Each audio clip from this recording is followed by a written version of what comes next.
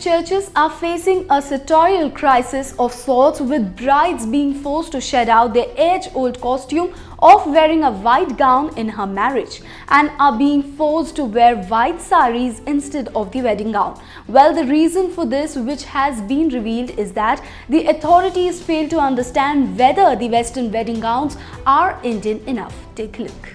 Though there is a general ban on wearing wedding gowns, various churches are independently issuing dakats against wearing gowns for wedding, asking the brides to keep propriety in mind while choosing a wedding dress. The ecclesiastic orders generally ask the brides to keep the cultural aspect in mind.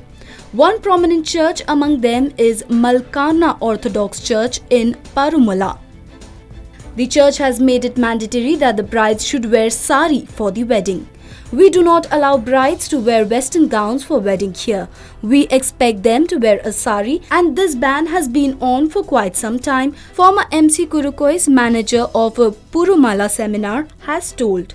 He insisted that the decision should be seen in a cultural context. The priest said that the managing committee decided to ban wedding gowns as it created a lot of unnecessary controversies. Sari suits or cultural ethos, and it is liked by everyone, he said. Another Jacobite priest, Father George C. Kurian, felt that by wearing a deep neck or see-through gown, the sanity of marriage is being questioned. It is disrespectful to both the church and the Indian culture, he said. But he insisted that the church is not against modernity. It is just that we do not see western gown as a sign of modernity or sari as a sign of regressiveness. It is all about propriety, added the priest. It is learned that the wedding gown became controversial when a priest admonished a bride who was apparently wearing a gown with a deep neckline for her wedding. He refused to conduct the wedding ceremony until the bride shed her gown and wore a traditional sari.